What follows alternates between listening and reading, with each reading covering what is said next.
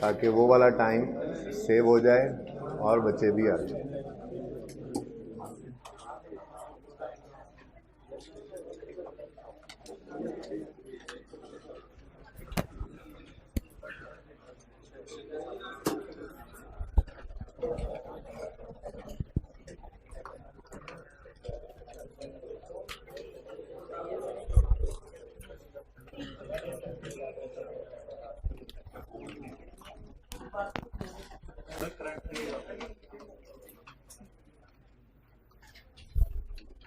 जी, यकम जनवरी 12 पे एसेट खरीदा था हमने, तो यकम जनवरी 12 पे ब्रॉड डाउन कितना था? यकम जनवरी 12 पे एसेट डेबिट कैश क्रेडिट 500 का,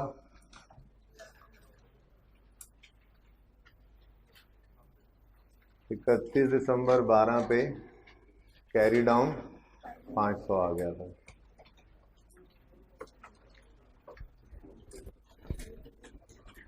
यकम जनवरी 12 पे एक्यूमुलेटेड डेप्रीसिएशन का बैलेंस कितना था ब्रॉड डाउन? नील। 31 दिसंबर 12 पे एंट्री हुई थी depreciation debit accumulated depreciation credit 25 से। ये अकाउंट पिछले क्लास में बनाया था, लेकिन मैं ये बताना भूल गया उनको कि नाम मिटाइएगा। तो चले,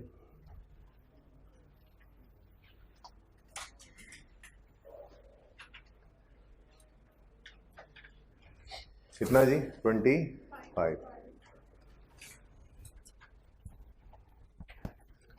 यकम जनवरी 13 ब्रॉड डाउन 500, और रिवैल्यूएशन तो नहीं हुई थी ना, तो दूसरे साल में यही 500 जो ब्रॉड डाउन हुआ 31 दिसंबर 13 पे, यही 500 कैरी डाउन हो गया।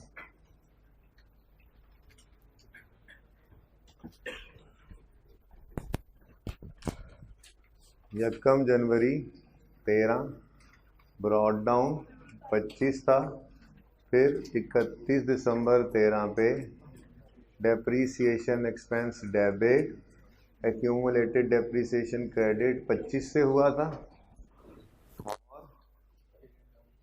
कैरी डाउन आ गया था 50 31 दिसंबर 13 पे।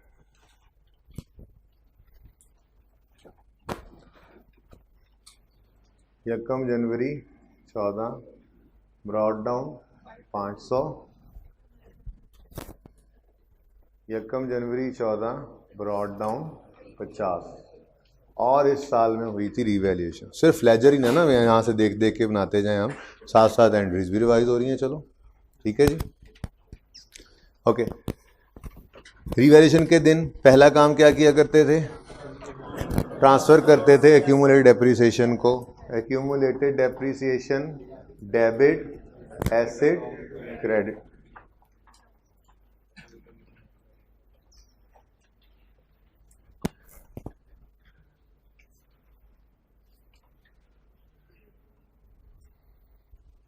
दूसरा काम सरप्लस या लॉस की रिकॉर्डिंग करते थे। सरप्लस था, लॉस था पहले साल में? सरप्लस था। कितना? 350 से एसेट डेबिट रीवैल्यूएशन, और मैं सरप्लस का अकाउंट नहीं बना रहा, इसकी वजह बता देता हूँ थोड़ी देर में, ज़रूरत नहीं है आज मुझे वैसे। ठीक है जी, ओके। बस यही दो अकाउंट्स बना रहा हूँ मैं। फिर क्या हुआ जी? ईयर एंड पे डेप्रीसिएशन 31 दिसंबर 14 depreciation expense debit accumulated डेप्शन credit 44। बस जी, 31 दिसंबर 2014 पे कैरी डाउन कितना आया? 800 कैरी डाउन आ गया। यानी पहले साल के एंड पे कॉस्ट शो कर रहा था, दूसरे साल के एंड पे रीवैल्यूड अमाउंट, मार्केट वैल्यू भी कह सकते हैं, ये शो करना शुरू कर दिया इस अकाउंट में। ठीक है जी, यहाँ पे भी क्लोज कर देंगे बस। 44 कैरी डाउन 31 दिसंबर 14। यकम जनवरी 15 ब्रॉड डाउन 44, यकम जनवरी 15 ब्रॉड डाउन 800। 15 के साल में रिवैल्यूएशन तो नहीं हुई थी। 31 दिसंबर 15 कैरी डाउन 800।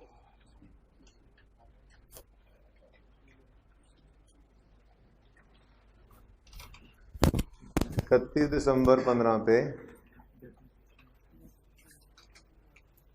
डेप्रीसिएशन एक्सपेंस 44 फिर आया, 88 हो गया हमारा।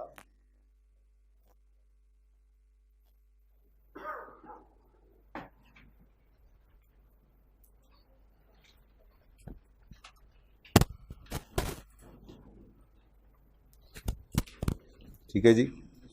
फिर 16 का साल आया, 16 के साल में पहले ओपनिंग लिखें 800।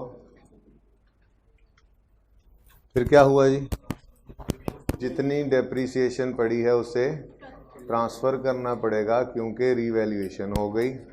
तो accumulated depreciation debit, asset credit.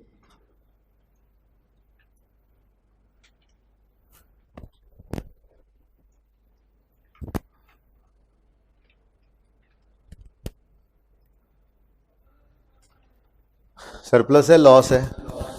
अच्छा, आपको मैंने बताया था कि लॉस के वक्त एसेट अकाउंट तो क्रेडिट हो रहा है, उसके अगेंस्ट डेबिट दो चीज़ें हो रही हैं। तो 3 तरीक़ों में से 2 हमें पसंद आए थे, दरमियाना तो पसंद ही नहीं आया था। कल पहले तरीके से लिखा था, यानी कि दोनों को अलग अलग क्रेडिट शो किए थे, और आज हम सिंगल भी लिख लेते हैं। दोनों तरीके से आना चाहिए हमें लिखना, ये वैसे ज़्यादा ईजी है। तो लॉस का साल है, बोलें यकम जनवरी 16 पे रीवैल्यूएशन लॉस आया, सरप्लस आया, कितना टोटल लॉस बताना। एसेट कितने से क्रेडिट हुआ पर 462 से। ठीक है जी, ओके। फिर 31 दिसंबर 16 पे डेप्रीसिएशन डेबिट एक्यूमुलेटेड डेप्शन क्रेडिट कितनी आई थी 16, और यही 16 कैरी डाउन था 31/12/16 पे। और ठहर जाए यार जगह,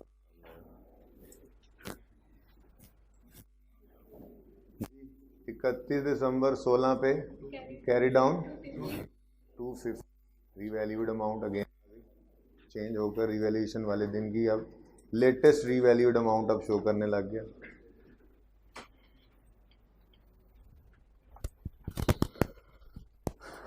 फिर 17 का साल आएगा, यकम जनवरी 17 ब्रॉड डाउन 16, और कोई नहीं है रिवैल्यूएशन, कोई नहीं है, तो depreciation debit accumulated depreciation credit 16, carry down 32,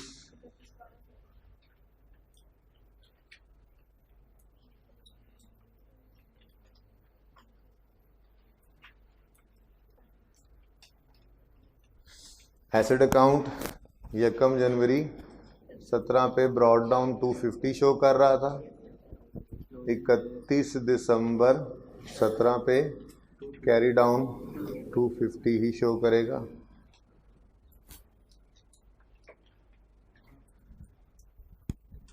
फिर 18 के साल में दोबारा रीवैल्यूएशन है, यकम जनवरी 18 ब्रॉड डाउन 250। पहला दिन क्या करेंगे, 32 की डेप्रीसिएशन ट्रांसफ़र कर देंगे एसेट अकाउंट में,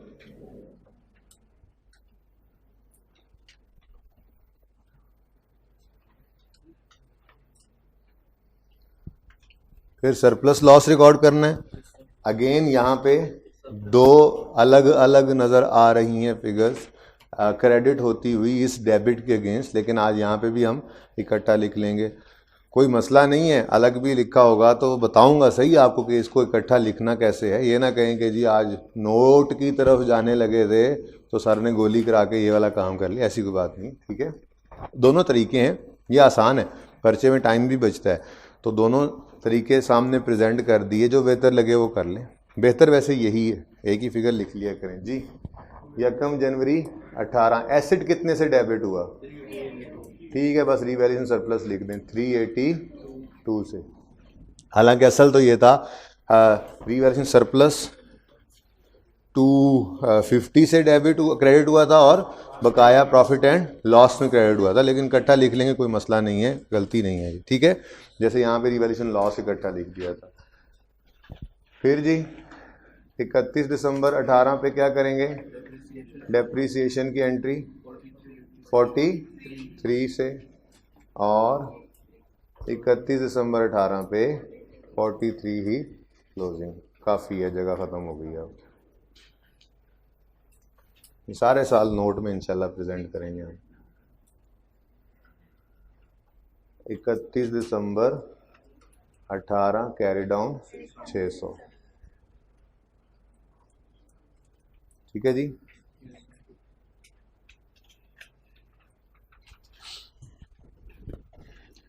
जी बच्चे भी पूरे हो चुके हैं। अब लेट आने वाले रात जो हैं उनसे गुजारिश है परेशान ना हो, कुछ भी नहीं किया हमने। ठीक है जी, बस जो लेजर्स कल आपको कहे थे होमवर्क में करके आने हैं, क्योंकि ये मैंने भी यूज़ करने हैं क्वेश्चन करते हुए, तो ये बनाने तो थे ही, मैंने बाद में ये पहले बना लिए हैं, ये आपके पास बने हुए हैं, पढ़ना आप शुरू करते हैं। तो आज हम इंशाअल्लाह, आप कहेंगे लेक्चर नहीं लिखा हुआ, कौन सा लेक्चर नंबर है जी हमारा? Lecture number 10।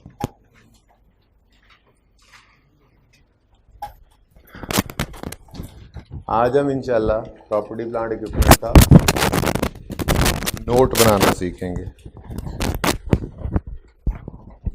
नोट डिस्क्लोजर या फिक्स एसेट स्केड्यूल भी इसको कहते हैं। आज हम बनाना सीखेंगे, लेकिन बहुत ही आसान, शायद आप FAR 1 का सबसे आसान काम आज करने लगे हैं। ठीक है जी, देखिएगा अभी।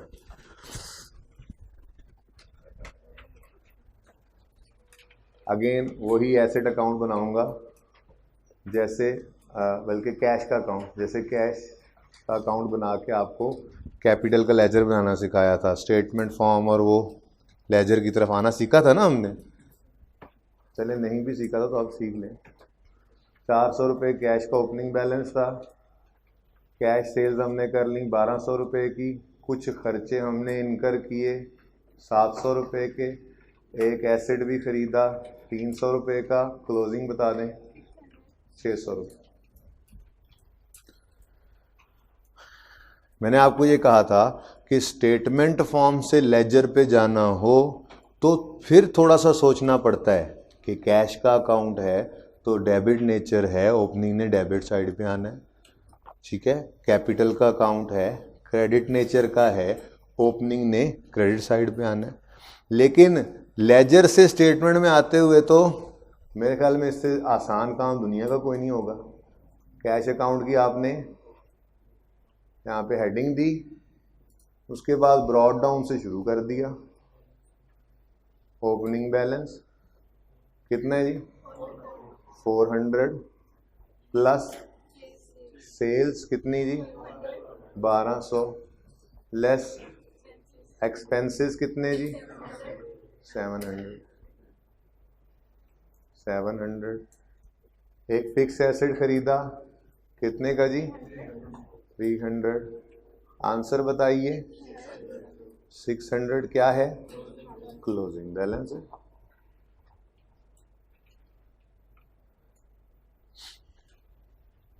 ये कैरी डाउन कैसे निकाला था आपने?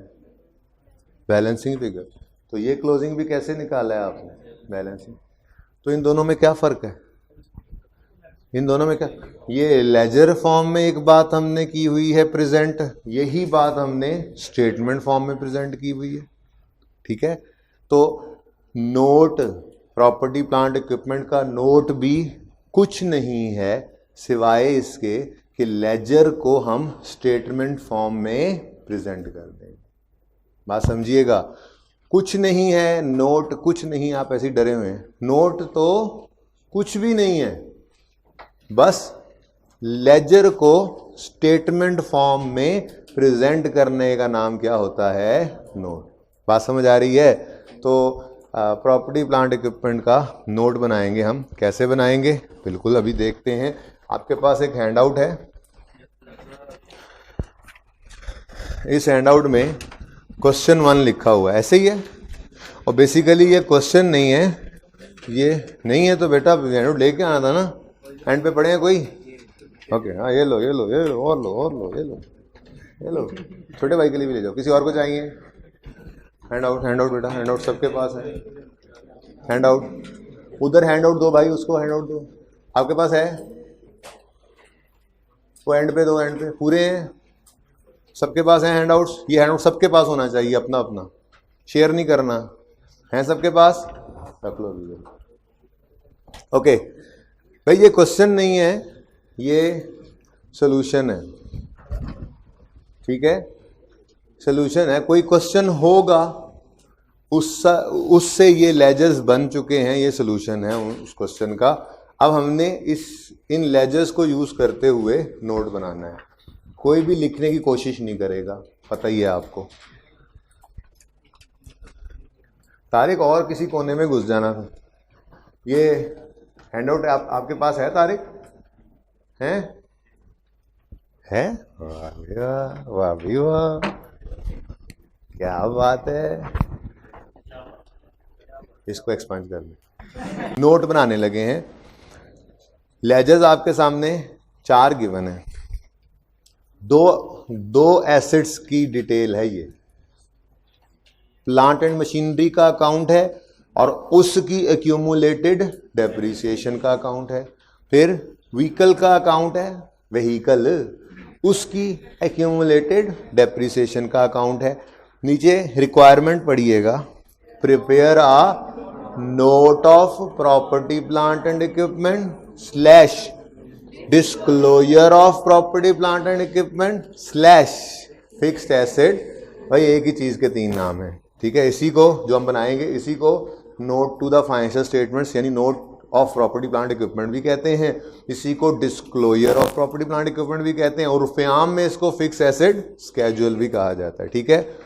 ओके, कंपनी का नाम लिखा करेंगे आप, कंपनी ABC। वो तो अभी है नहीं कंपनी का नाम सवाल में, अभी सवाल में कुछ भी नहीं है। पहला सवाल है, इसमें तो रिवैल्यूएशन भी नहीं है। सादा सा नोट बनाएंगे, उसके बाद रिवैल्यूएशन को इसी के अंदर, इस सवाल के भी नोट को अभी बनाएंगे। फिर उसके अंदर अंग्रेजियां भी लिखा करेंगे। नोट तो अभी 2 से 3 दिन में जाके मुकम्मल होगा हमारा। अभी नोट का मेन, जिसको नोट की मेन बॉडी कहते हैं ना, जिसमें मैक्सिमम मार्क्स होंगे अभी, और वो काम सबसे सादा वाला अभी वो करने लगे हैं, ठीक है? लिखना किसी ने नहीं है, सबकी तवज्जो होनी चाहिए। Company ABC notes to the financial statements. हंसते हो? ऐसा मत करो। ओके, ईयर एंड क्या है? 31 दिसंबर 9 नजर आ रहा है ईयर एंड। भाई रिक्वायरमेंट में नहीं लिखा हुआ, लेजर्स में देख लो ना। वैसे ही वो तो बुक में से कहीं से ढूंढ के बस ऐसे ही एक सोल्यूशन 1-2 क्वेश्चंस के ले आया। 31 दिसंबर, तो ये नोट हमेशा बना करते हैं फॉर द ईयर 31 दिसंबर 2009।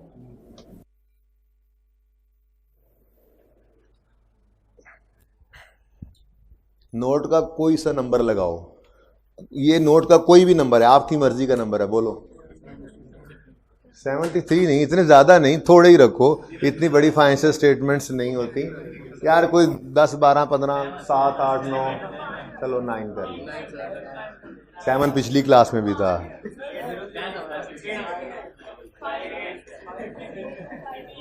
जरा पॉज करना ना जरा, मैं इनकी तबीयत साफ। 900,000 कोई एडिशन है? देखिए एडिशन का कॉलम रो हम रखा करेंगे, ठीक है ना जी? अपना नोट बनाते हुए अंग्रेजी में लिख लेंगे, हो सकता है ऐसा। दो तरह के, आज दोनों तरह के नोट देखेंगे। एक बिजनेस है, उसके कई एसेट्स के 1 साल का नोट बना रहे हैं।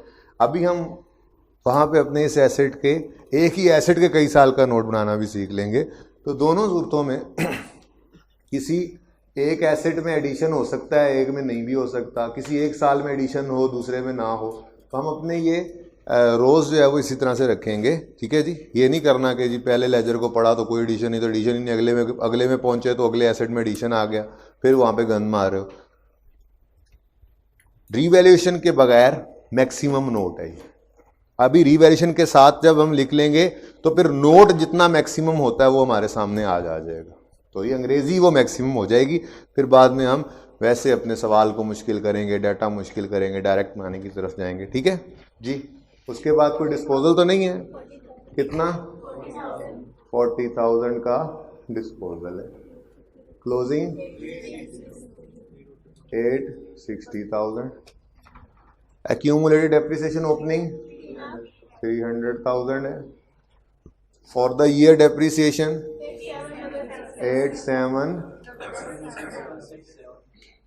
87,667। Disposal 11,000। Closing 37। Okay, book value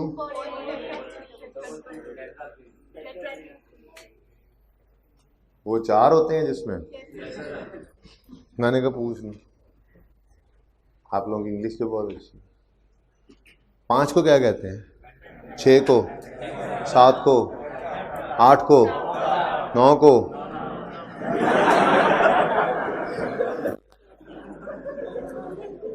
नौना नहीं है।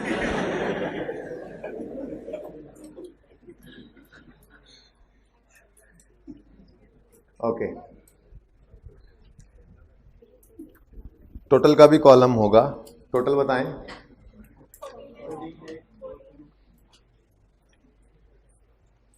चले मुश्किल वाला मैं कर लेता हूँ जी।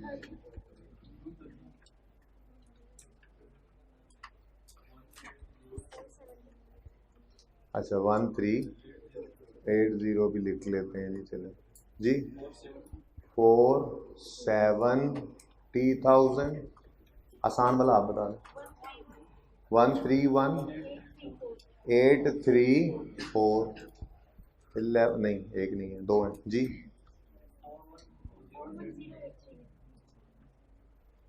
टोटल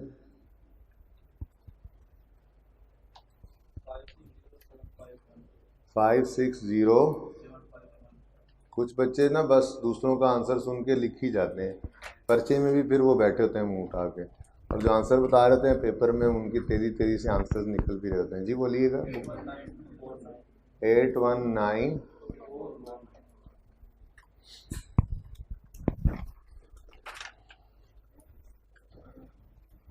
है।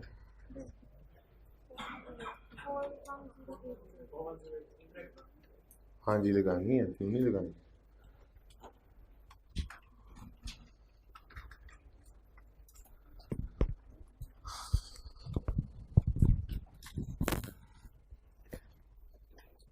जल्दी से टोटल का कॉलम बनाएं। अच्छा, इसकी थोड़ी सी मैं थोड़ा सा ना मैप आपके सामने बनाता हूँ। फाइनेंशियल स्टेटमेंट्स में किस तरह से ये नोट का नंबर ये क्यों लगा था, कैसे प्रेजेंटेशन होती है, क्या हो रहा होता है। लेकिन उससे पहले सफ़ा पलट के इससे मिलते जुलते सवाल का नोट बनाएंगे 5 मिनट में आप इंशाल्लाह। 5 मिनट मैंने बहुत ज़्यादा टाइम दिया है, मुझे उम्मीद है आप लोग 3 मिनट में बना लेंगे इंशाल्लाह। वैसे आप लोगों की क्लास अब डेली होना स्टार्ट हो गई है C1 की निस्बत और C2 की निस्बत, ये मैं बता रहा हूँ आपको। और गुलबर जिसको स्टेटमेंट ऑफ कम्प्रीहेंसिव इनकम भी आप लोग कहते हैं। अब आप लोगों ने जो बनानी सीखी थी, sales less cost of sales gross profit add other income less expenses, और फिर हर नस्ल का एक्सपेंस यहीं पे और इकट्ठा ही उसके बाद नेट प्रॉफिट। ऐसे ही बनाना सीखा था ना आपने इनकम स्टेटमेंट को। और FAR 1 में अभी भी आप ऐसी ही इनकम स्टेटमेंट बनाएंगे, क्योंकि IS1 वाली इनकम स्टेटमेंट FAR2 में वो बनवाएगा आपसे। FAR1 के अंदर उसने कहा इंट्रो लेवल की, वो मैंने आपको पहले भी कहा सिंगल एंट्री के टॉपिक में इनकम स्टेटमेंट है, वो बिल्कुल ऐसी ही बनेगी जैसे हम इंट्रो में बनाते हैं, ठीक है। लेकिन अभी बताना कुछ और है मकसद। बैलेंस शीट आप बनाया करते थे, उसमें यूँ होता था कैपिटल एंड लायबिलिटीज,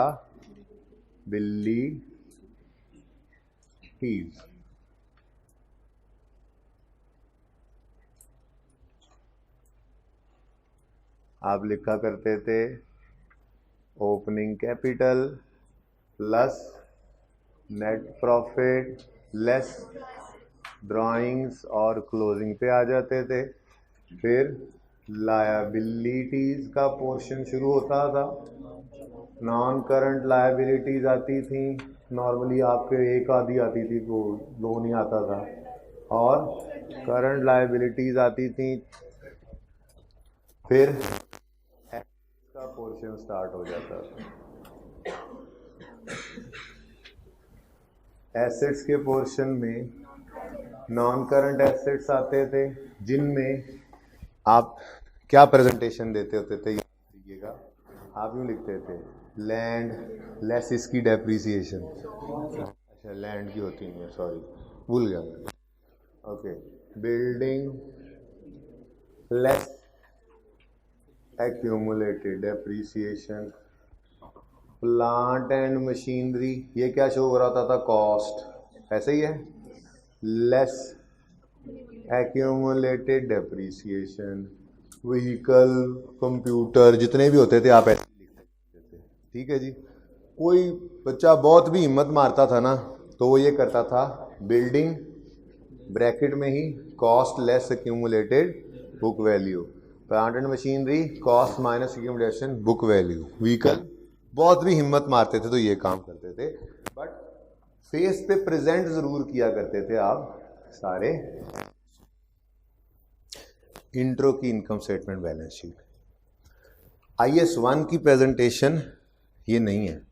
IS1 क्या कहता है, जो कि अभी यहाँ पे तो अप्लाई नहीं होगा, बनानी नहीं है आपने, लेकिन पता होना चाहिए। IS1 क्या कहता है, sale less cost of sale gross profit add other income less, ऐसे नहीं अन्य वाई एक्सपेंस जो आ रहा है बस फेंकी जा रहा है, नहीं, आपने लेस करने हैं एडमिन एक्सपेंस होगा कोई एक्सपेंस, या वो सेलिंग एक्सपेंस हो सकता है, या वो फाइनेंस कॉस्ट फाइनेंशियल जिसको कहते हैं एक्सपेंस वो हो सकता है, या वो अदर एक्सपेंस हो सकता है। इस चार के अलावा कोई पांचवी क्लासिफिकेशन की मैं इजाज़त नहीं देता। बात समझ आई है? यानी कि एक्सपेंसेस में भी हमें मज़ीद आगे क्लासिफिकेशंस करनी पड़ी। 4 से ज़्यादा लाइन आइटम्स ही नहीं। लाइन आइटम सेल की अगर डिटेल बतानी है तो सेल के नीचे नई लाइन में लेस रिटर्न या टैक्स यैक्स आगे जाके देखेंगे आप, आता है, ठीक है, सेल्स टैक्स वगैरह जो वो FAR2 में देखेंगे। नहीं फेस पे आप एक भी लाइन ऐड कर सकते, ब्रैकेट फिर अलाउड है क्योंकि लाइन ऐड नहीं हुई, लाइन ऐड नहीं कर सकते। कॉस्ट ऑफ सेल आपने डिटेल बतानी है, opening plus purchase less closing या कैरेज ऐड करना है, कभी भी यहां पे कॉस्ट ऑफ सेल के नीचे ओपनिंग लेस इजाजत नहीं है।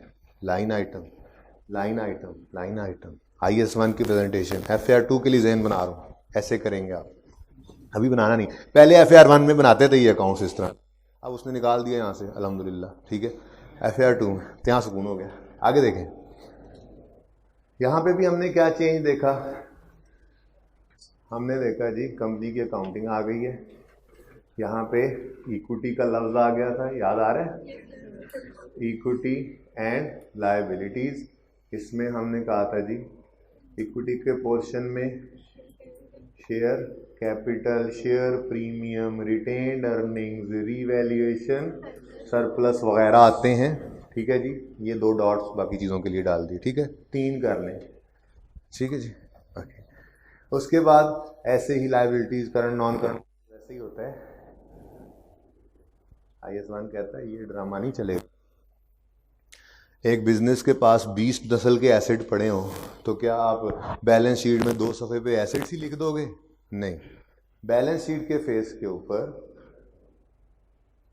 प्रॉपर्टी, प्लांट एंड इक्विपमेंट नाम की एक ही फिगर आनी चाहिए, एक ही लाइन आइटम होगा। अब मिसाल के तौर पे 31 दिसंबर 2009 था, 31 दिसंबर 2009 पर प्रॉपर्टी प्लांट इक्विपमेंट में 8, 19, 2, 49 की एक फिगर नज़र आएगी। इसके अलावा कोई फिगर दिखाने की इजाज़त नहीं है। फिर इसीलिए IAS 16 ने कहा, अब यूज़र को तो नहीं पता ना ये क्या चीज़ है, कहाँ से चले थे, कहाँ पे पहुँच गए, कितने बढ़े, कितने कम हुए, रीवैल्यू हुआ नहीं हुआ, सब कुछ बताना होता है यूज़र को। तो IAS स्टैंडर्ड्स तो यूज़र्स की सहूलत के लिए हैं, तो क्या वो उन्होंने यहाँ पे यूज़र का नुकसान किया है? नहीं। कहेंगे यूज़र चलता चलता आएगा, सेल का नोट मिसाल के तौर पे पहला नोट सेल का था, दूसरा कॉस्ट ऑफ सेल का था, जहाँ भी डिटेल आ रही है, जहाँ पे ना वो नोट ना भी दें, सिंगल आइटम हो तो, लेकिन होती हैं ऐसे ही 4, 5, 6, कोई अदर एक्सपेंस है ही नहीं, मिसाल के तौर पे नहीं है, या एक ही है बस, ठीक है। आगे चले कुछ भी नहीं, रिटेन्ड अर्निंग्स, चलो एक नोट यहाँ पे आ गया,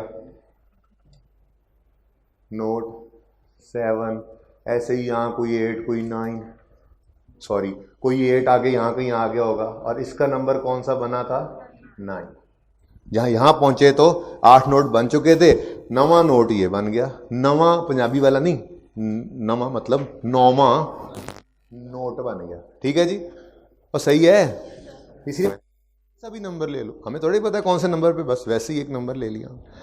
अब जब यूज़र यहाँ पे पहुँचेगा और उसको तकलीफ हो कि मैं इसकी डिटेल देखूं, तो हम उसे कहेंगे भाई साहब नोट नंबर 9 में तशरीफ़ ले जाएं। फिर वो फाइनेंशियल स्टेटमेंट्स को खोलेगा, तरतीब होती है, पहले सिर्फ इनकम स्टेटमेंट बनी होती है, फिर बैलेंस शीट बनी होती है, फिर चेंज इन इक्विटी बनी होती है, फिर कैश फ्लो बनी होती है, फिर नोट्स की हेडिंग होती है, और आगे ढेर सारे सफ़े में नोट्स ही नोट्स होते हैं, नोट्स ही नोट्स होते हैं। फाइनेंशियल स्टेटमेंट्स देखिएगा कोई, तो बैलेंस शीट में जैसे ही प्रॉपर्टी प्लांट इक्विपमेंट आएगा आपको रेफर करेगा वो नोट, आप वो नोट जाके खोलेंगे, यही इसी तरह का नोट बना होगा वहाँ पे, सेम इस तरह का नोट बना होगा, ठीक है। देखिएगा असाइनमेंट आप लोगों की आज, जो कि आपने नहीं करना मुझे पता है, लेकिन कीजिएगा, कि कोशिश कीजिएगा। किसी भी लिस्टेड कंपनी की फाइनेंशियल स्टेटमेंट्स उनकी वेबसाइट पे ऑडिटेड फाइनेंशियल स्टेटमेंट्स पड़ी होती हैं। नेस्ले खोलने, होंडा खोलने जाके उनकी फाइनेंशियल स्टेटमेंट्स को डाउनलोड करें। सिर्फ इतना ही देखिएगा, बाकी तो आपके कोर्स में भी नहीं है नोट्स, ठीक है। बैलेंस शीट दूसरे सफ़े पे आएगी, वैसे पहला सफ़ा ऑडिट रिपोर्ट होगी, दूसरे पे इनकम स्टेटमेंट होगी, तीसरे पे बैलेंस शीट। बैलेंस शीट में एसेट्स वाला पोर्शन ढूंढ के उसमें नॉन करंट एसेट्स की हेडिंग देख के उसमें प्रॉपर्टी प्लांट इक्विपमेंट की हेडिंग देखना, उसके आगे नोट नंबर देखना, और बुकलेट होगी जो, उसमें उस पेज पे जाके वो नोट ओपन करना, ऐसा ही नोट मिलेगा, ठीक है। तो यूज़र को इस फिगर के की रेकन्सिलिएशन प्रोवाइड की जाती है, वो नोट नंबर 9 में आएगा। यहाँ पे आप देखेगा, अच्छा इनके पास प्लांट एंड मशीनरी है, व्हीकल है, साल के शुरू में इतने थे, इतने खरीदे, इतने बिक गए, इतनी रेवेन्यू ओपनिंग थी, इतनी आई, इतनी निकल गई क्लोजिंग, ये बुक वैल्यू है। जितने एसेट्स होंगे नॉर्मली वो एक ही सफ़े के ऊपर प्रेजेंट हुए होते हैं, आपको डिटेल आ रही होती है नज़र, 5 से 7 हेड्स के अंदर क्लासीफाई कर लिया जाता है। बहुत ज़्यादा एसेट्स हो जाए तो कभी कभी हाँ फाइनेंशियल स्टेटमेंट्स यूँ करके खोलें तो यूँ इकट्ठा ही एक सफ़े के ऊपर सिर्फ यही नोट ही बना होता है, ऐसा भी हो सकता है ज़्यादा हो जाए तो, ठीक है, देखिएगा ज़रूर। अच्छा, एक और एक्सट्रैक्ट्स कभी कभी हम बनाया करते हैं, ठीक है। तो मैंने आपके साथ शायद जिक्र ये भी किया हो, ना भी किया हो तो अब हो रहा है। जिस चीज़ में शक होता है ना, मैं बोल देता हूँ कि जिक्र शायद हुआ हो, उसका मतलब ये नहीं है कि आप ये सोचने लग गए हुआ था कि नहीं हुआ था, दोबारा सुन लें बस, मुझे शक होता है इसलिए मैं दोबारा बोल रहा हूँ, ठीक है। पिछले साल कंपैरिजन में जो डाटा होता है वो दिखाना होता है, ये भी IAS 1 की रिक्वायरमेंट है, ठीक है। और रीसेंट ईयर हमेशा पहले रखा जाता है, कंपैरेटिव बाद में। जाहिर सी बात है, हम 9 में खड़े हैं तो हमारे लिए रेलेवेंट सबसे ज़्यादा कौन सा डाटा होगा? 9 का, और उसके बाद इंपॉर्टेंस होगी अगर तो किसकी होगी? 8 की। 8 में खड़े हैं तो 8 पहले, 10 में खड़े हैं तो 9 कंपैरेटिव बाद में नजर आना चाहिए। ठीक है, अब ये कंपैरिजन भी हुआ करता है, तो एक आध नंबर इस नोट के अंदर ये भी हो सकता है कि आप एक ही लाइन ऐड कर दें। पूरा नोट ना बनाएं साल का जब तक ना मांगे, लेकिन एक लाइन तो ऐड हो सकती है। जैसे इधर देखो, अगर मैं कहूं आपने WDV देखें, ये क्लोजिंग किस दिन का है? 31 दिसंबर 9। ये क्लोजिंग किस दिन का है? 31 दिसंबर 9 का। ये बुक वैल्यू जो निकली है ये भी किस दिन की फिर निकली भाई? जब 31 दिसंबर 9 की दो फिगर्स आपस में B- आपने माइनस की हैं, तो 31 दिसंबर 9 का ही बैलेंस आया ना वहां पे। ऐसा ही है।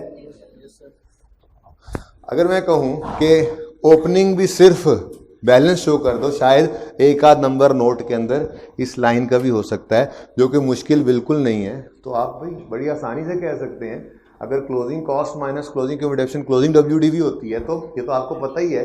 मैं इसको x कह दूं, इस ओपनिंग को y कह दूं, और यहां पे लिख दूं x माइनस y, तो मेरे पास रिटर्न डाउन वैल्यू आ जाएगी।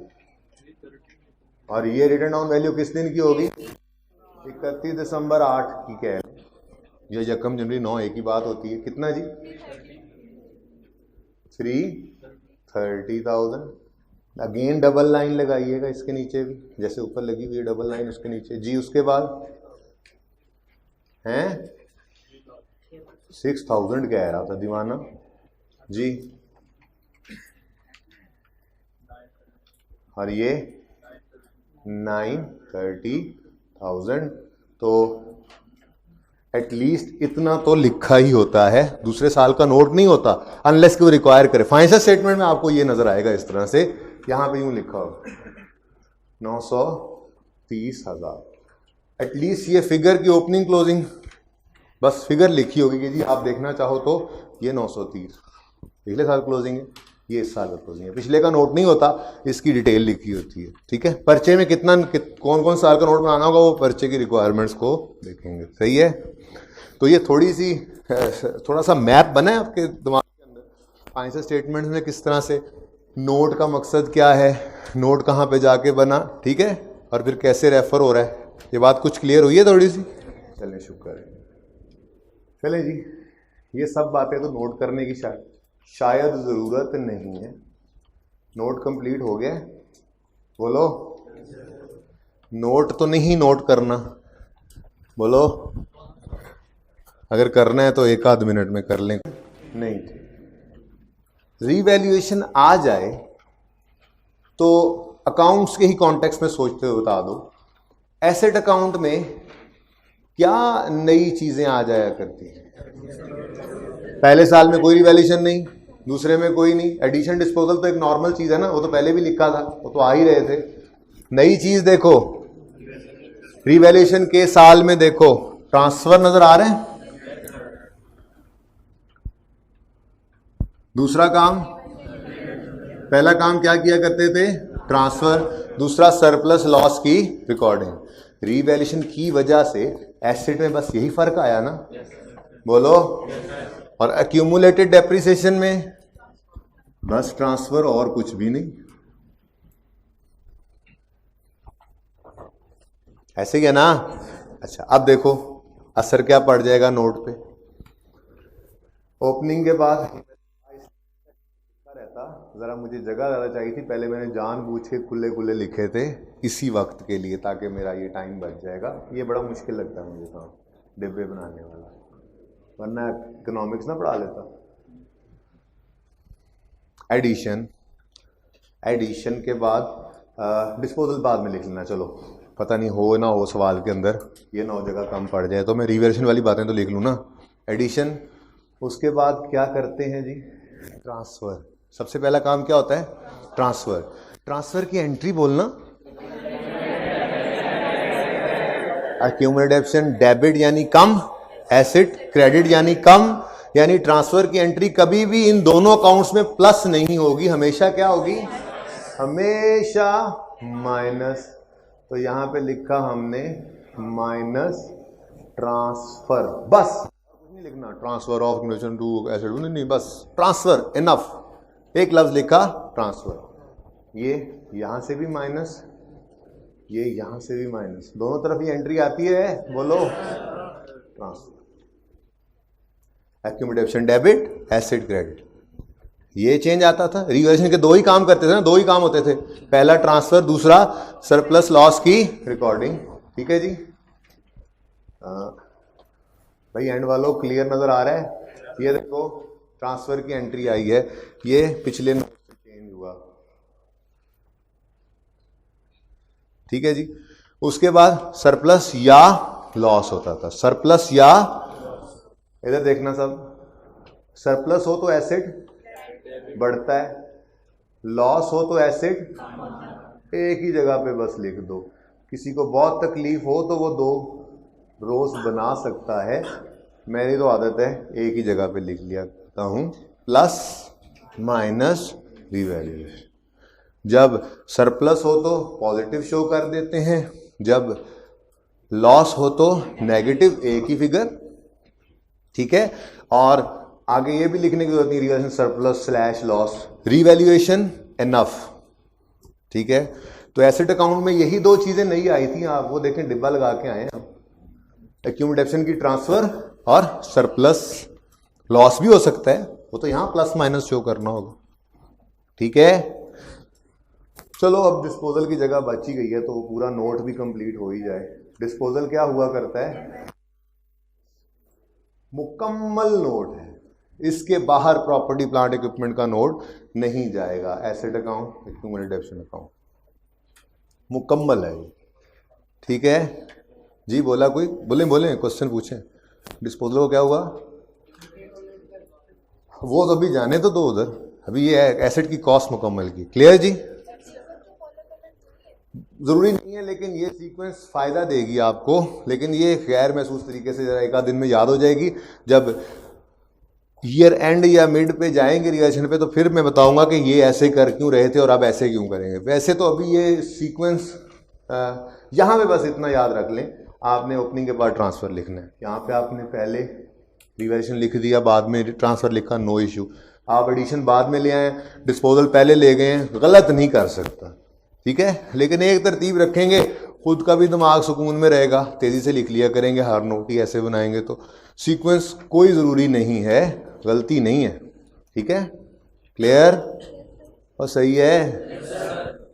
ओके, फिर यहाँ पे क्या था जी, डेप्रीसिएशन एक्सपेंस, वो तो पहले भी लिखा हुआ था। नई चीज़ तो एक ही नज़र आई है ना आपको, देखें, इसका मतलब बाकी तो वही दो चीज़ें थी जो अभी हमने लिखी हुई थी। लेस डिस्पोजल, खत्म नोट, मैक्सिमम नोट है ये, रिवैल्यूएशन समेत इससे बाहर कुछ नहीं आएगा। ठीक है, ये मैक्सिमम नोट है। बाद में जरा नोट कीजिएगा, एक मिनट रुकिए, क्योंकि अब मेरे सामने सिर्फ 3 डब्बे हैं, जगह इतनी ही है, तो मैं पहले 3 साल का नोट आपके सामने प्रेजेंट कर देता हूँ। एक ही एसेट के 3 साल प्रेजेंट करने लगा। ठीक है, 31 दिसंबर 12, 31 दिसंबर 13, 31 दिसंबर 14। अभी ऐसे ही बस सोचना नहीं ज़्यादा, डायरेक्ट कैसे बनेगा, बनाएंगे, उस तक पहुंच जाएंगे हम इंशाल्लाह, डायरेक्ट नोट बनाया करेंगे। आज तो सिर्फ लेजर से ही हमने ये सफ़र सीखा है नोट बनाने का, तो आज ऐसे ही बनाएंगे। 2010 की बात करें, ओपनिंग कॉस्ट बताएं जी, बोलें। ओपनिंग कॉस्ट कोई नहीं, फिर क्या हुआ, एडिशन, कितना addition, 500, asset debit, cash credit. उसके बाद कोई रिवैल्यूएशन हुई जी, थोड़ा सा फासला डाल दो, मेरे करीब ज़्यादा ही हुई, नजर आ रहा है एंड वालों? ट्रांसफर है कोई? ट्रांसफर नहीं है, क्योंकि रिवैल्यूएशन भी नहीं है, कोई डिस्पोजल नहीं है, तो कुछ भी नहीं है। तो क्लोजिंग फिर कितना है, 500 ही है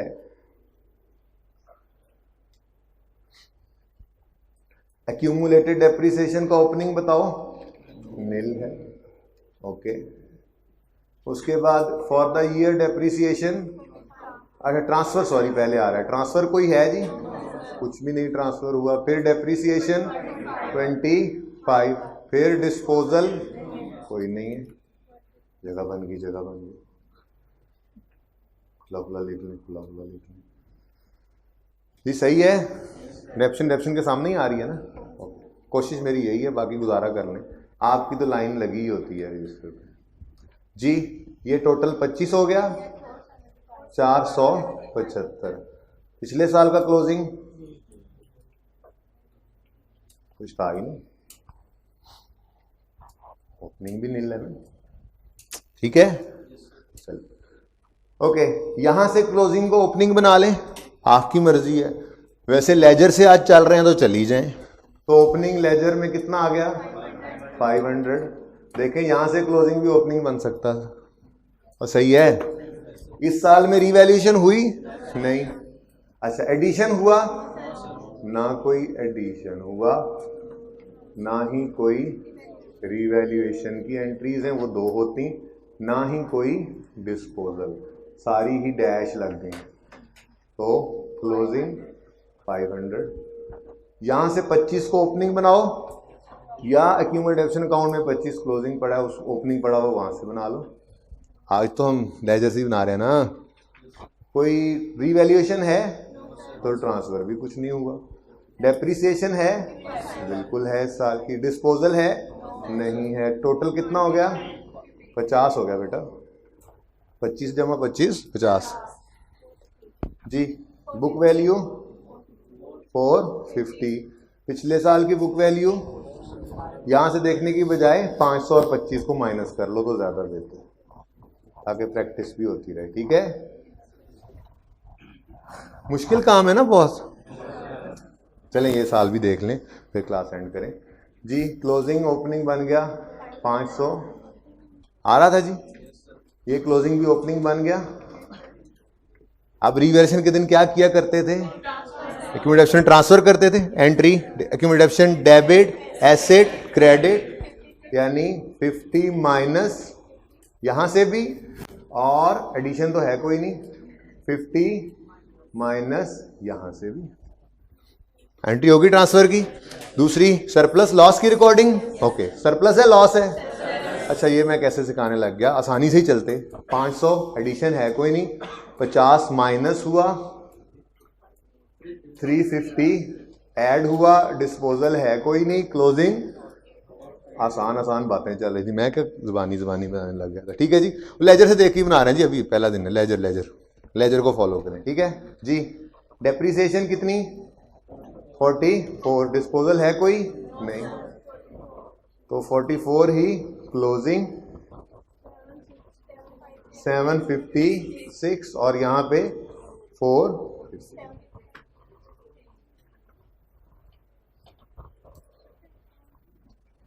ठीक है जी। अब आपने क्या करना है, आपने सुने, गौर से सुने होमवर्क। आज तक हमने रिवैल्यूएशन के कितने सवाल किए हैं जिनमें लेजर भी बनाया था, ज्यादा नहीं है, शायद 3 ही होंगे। मर के एक दिन में एक सवाल करते थे, पहले दिन वाला सवाल भी छोड़ दें, एक बल्कि नहीं कोई नहीं छोड़ें। जरा मुझे दिखाएं लेक्चर नोट्स ओपन करें, जल्दी करें लेक्चर नोट्स, ये मुझे दिखाएं पाए। लेक्चर 7 में पहली बार हमने रिवैल्यूएशन पढ़ी थी, ऐसे ही है, और मतलब क्वेश्चन जो पहला किया था लेक्चर 7 के अंदर क्वेश्चन 1, क्वेश्चन 2 और होमवर्क 1 था। ओके, क्वेश्चन 1 का नोट बनाएंगे लेक्चर 7 के, लेक्चर 8 के क्वेश्चन 1 का होमवर्क का नोट बनाएंगे। लेक्चर 7 और लेक्चर 8 के दोनों सवाल क्लास में मैंने खुद करवाए थे, इसलिए मुझे श्योरिटी है कि उन दोनों के लेजर्स पढ़े हैं, लेजर्स से देख के ही नोट बनाने हैं। लेक्चर 7 का क्वेश्चन 1 कंपनी एक्स परचेज्ड वाला सवाल, लेक्चर 8 का क्वेश्चन 1 मिस्टर उमर परचेज्ड अ बिल्डिंग, ठीक है। इन दोनों का आपने नोट बनाना है, ओके। उसके बाद लेक्चर 9 कल था। लेक्चर 9 का क्वेश्चन 1 इसका लेजर बन गया, बोलो। इसका नोट कंप्लीट नहीं हुआ, बोलो। इसको कंप्लीट भी करना है, ठीक है जी। और बस ठीक है, इनफ। अगर दिल